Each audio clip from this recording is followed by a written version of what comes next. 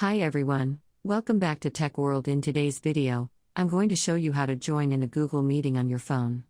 Keep watching the video till the end in order to learn how, and subscribe to our channel by hitting the subscribe button. Also press the notification bell icon so that you will never miss another update from us.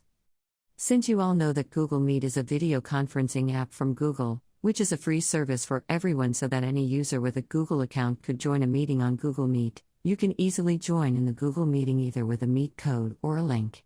If anyone sends you a meeting invitation, then you can easily receive it on your Gmail. Simply open up your inbox and you should receive an invitation from Google Meet.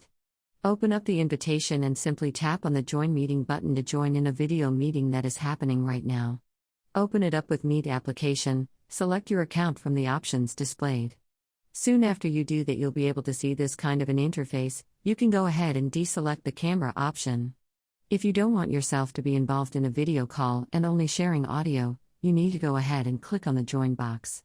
And so that person who is hosting the meeting will allow you to join into their meeting. Once the host of the meeting allows you to join into their meeting, you'll be able to join into a particular meeting that is happening right now using your phone.